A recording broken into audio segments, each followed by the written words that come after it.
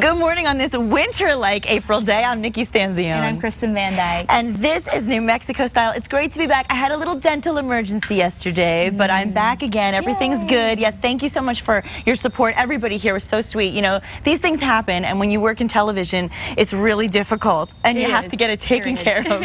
So thank you for that. And I wanted to say yesterday, which I didn't get a chance to do, but I was at Hard Rock this weekend, and so many people at Hard Rock watch this show. I have to send a shout out. I mean, from valet to the Tiwa Cafe to Esther at the registration desk. Everybody's so nice, and they love the show, and that means so much to us. So I just wanted to have an opportunity to say that to everybody. Yes, thank you for watching. Yeah, we appreciate that, and I know people in Kentucky are appreciating their life right now. Oh, absolutely. Yeah. They're all celebrating. Kentucky won its 8th national NCAA AA championship, holding off Kansas for a 67-59 victory last night.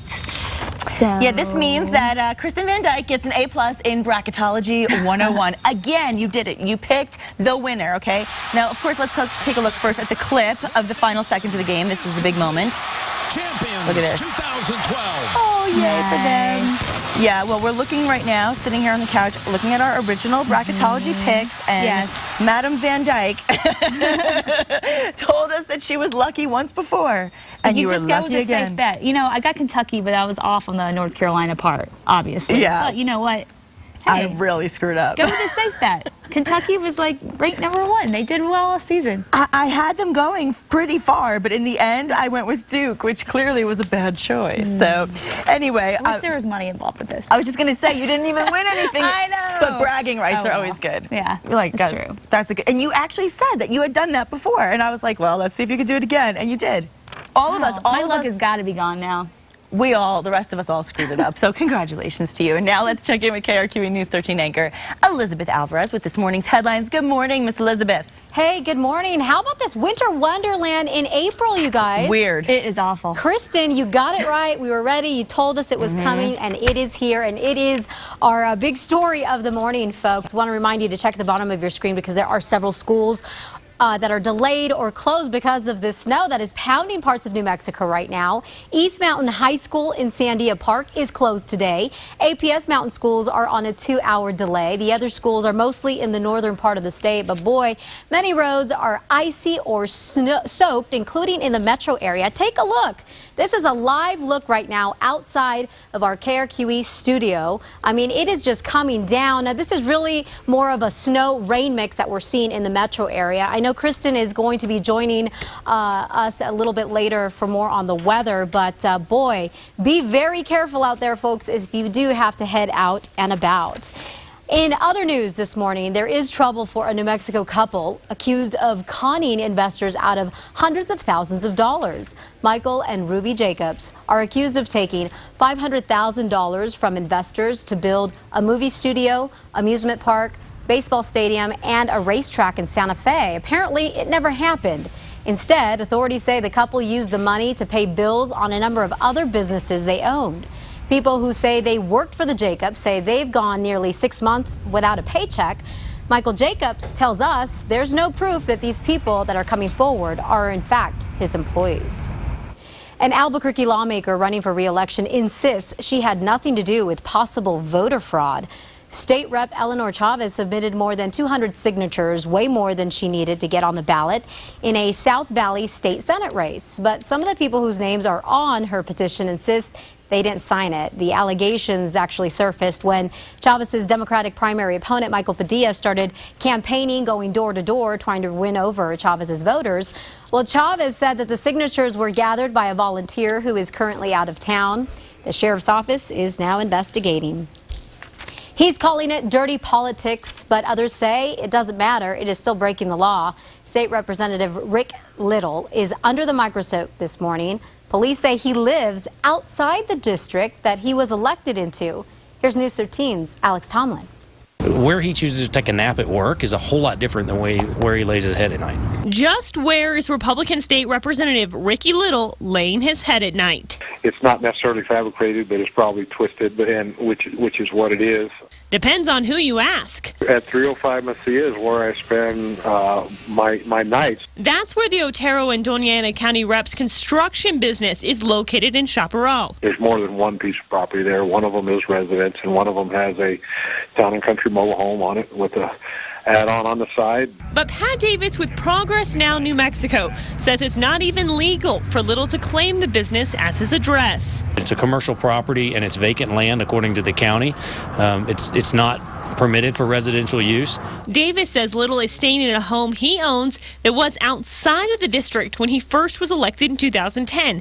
The home is where Little's children and ex-wife live. My ex-wife and myself are reconciling, and I spend quite a bit of time out here. Little, who's running for re-election, says it shouldn't matter where he's sleeping, since under the new redistricting map, his ex-wife's home is now in his district. But he's been a legislator representing the wrong district for 2 years. It's not so much that it's okay now, don't worry about what happened in the past. I am for zero tolerance for corruption, and I don't think that, if somebody says they live there, I think they should live there. I think had someone discovered this when he first ran 2 years ago, we wouldn't be in this situation. Alex Tomlin, KRQE News 13. Progress New Mexico have filed a former complaint against the representative. We'll keep you posted on what happens. Civil rights activists are upset this morning at the Albuquerque Police Department. Apparently, they don't like the fact that APD is able to track you down via your cell phone. The American Civil Liberties Union recently released a report. It shows out of the 200 police agencies in the U.S., nearly half use GPS as part of their investigations. Now, APD says they do track phones, but only if they can't get a warrant fast enough and if someone's life is at risk. We just had a woman went missing this week, and she had Alzheimer's. Maybe she has a phone, she's wandering around, she doesn't know where she's at, where she is. That might be an opportunity for us to say, let's check her phone because we know she had it with her, and maybe we could find her before she gets hurt. APD also says that they always go to a judge for non-emergency surveillance operations. So while no one got filthy rich from the Mega Millions drawing in New Mexico on Friday, we do know that someone did win $1 million playing the Powerball. That winner has still yet to come forward. But on top of that, other people here in New Mexico did cash in on some smaller Mega Million prizes. A woman in Fruitland won $250,000. Kudos to her.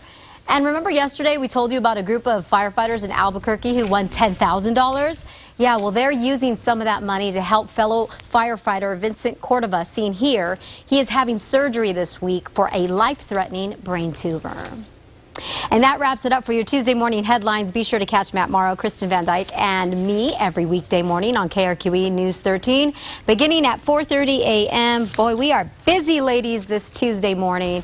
Kristen, I'm keeping those flip-flops and shorts handy because I know the weather is going to bounce back up, right? It is going to bounce back pretty quickly. In fact, tomorrow it'll be like snow. Really? It snowed yesterday? It's so weird because I was laying at the pool on Sunday and then I'm like dealing with snow on the way to work this morning. It's the most bizarre. It's so random. I love it though. It is fun. Well, it's like what Brian just said to me before.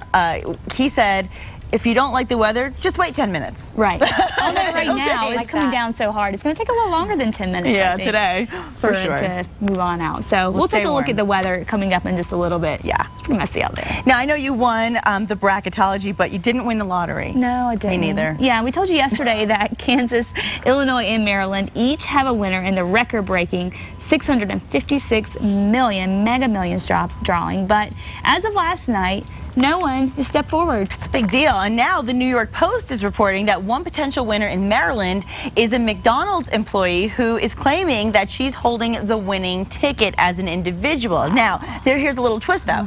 Although her co-workers claim they had a restaurant pool, okay? So they didn't take our advice. We told them last week, get photocopies of all the tickets you purchased and sign it. We told you guys. Clearly, they weren't watching us in Maryland. Bad move. Yeah. We are online, you know. That is how it goes.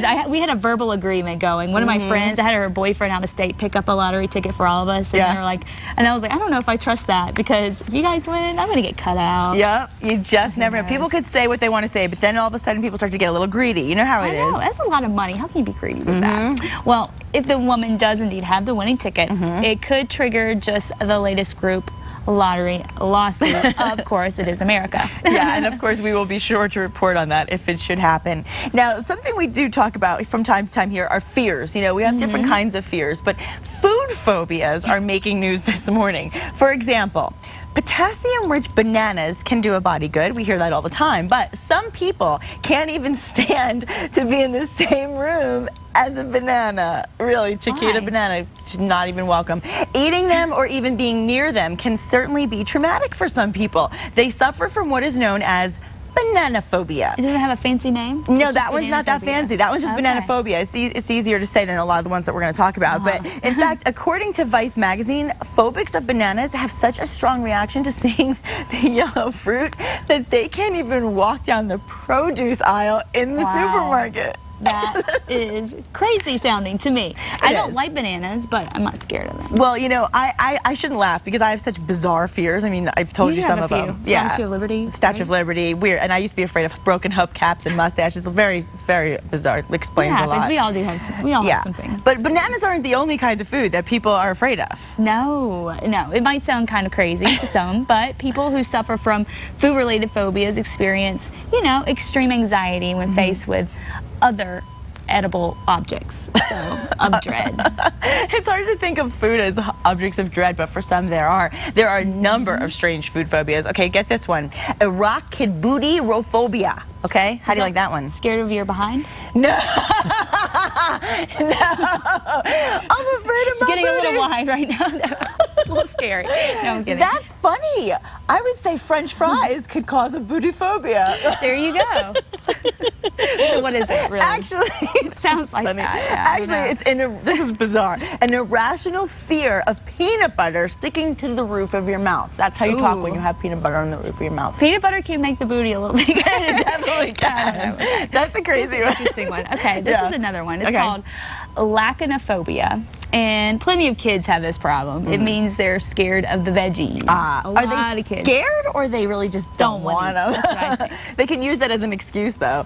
Now, the next one is definitely not my problem, clearly. It's called cybophobia, and it's just fear of all food, which is definitely not a problem as exemplified by my booties. And let's not forget Larry Barker, of course. You know, Larry Barker goes after everyone. He's not scared of anybody, but he is scared of something. Cilantro. He has a phobia of cilantro, and he won't say why. You know, we all have these weird little things, you know? But experts say that phobias are usually triggered by some kind of bad experience, like, you know, for the food ones, maybe being force-fed as a child. Like maybe by Alicia Silverstone. See, that kid may not ever eat again. That kid may be done for life. He'll be on a permanent diet. If you haven't seen it, check out the video. We have the segment from last week. Now, for more about strange food phobias, check out delish.com. It's a great source for finding out all these kind of interesting little tidbits, and then you can go to work and share them with your friends and colleagues. It's fun water cooler talk, right? It definitely is. Well, here's some more fun talk. Fox is getting in on televised matchmaking. The producers of American Idol and the X Factor are developing Take Me Out. That's the name of it, which is when 30 women will search for summer love, and one lucky woman will win an ultimate dream date. Pretty cool, huh? I wonder if we're allowed to participate in that TV show. Take Me Out is currently actually looking for charming, spontaneous, fun, single women, also men with a competitive edge who know how to make a great first impression and are ready to meet their match. I want to meet my match. I want to meet my match. So, you know, just like us, if you think you have what it takes, casting and additional information are available online at www.theconlincompany.com. All details on the screen right now. You can also call 310-313-9100. Contestants must be 21 years of age to apply. We totally fit the bill. You know what? We probably don't have enough drama going on though. Because they usually find they like the dramatic drama. People. I know. Well, I'm a little dramatic, I guess, but not like drama in a bad way. Not in a bad way. Just in an I don't think we'd see you fighting any other. We wouldn't get to that point. Would it get to that point, Nikki? I don't know. You wouldn't fighting other women, would you? I'm a big talker. Look, I'm an East Coast big talker, but when it comes down to it, please don't touch me. Now today, hey, this is interesting. It's called Don't Go to Work Unless It's Fun Day. I'm serious. It's a little known holiday that falls on the 3rd day of every April every year. So if you hate your job, today is a day you can make it fun. But don't get fired. It's just a great day to stay at home. Oh my God. I think for a lot of people. That sound of the pouring rain against my window pane, that sounds like a song. That sound this morning, I was like, I just want to close my eyes and go back to sleep. This is perfect weather for that. Yeah. So, well, we have fun here today, though. It is. We're having fun. But yeah, but it's a good day to stay home if you can, if you want to. Not good weather. And if you are on the roads, be careful. Right. It is still pretty messy out there. Let's go ahead and take a look at what's happening. And the snow continues to come down as our roof cam can't even see downtown. Look at that. It is completely just whited out right now.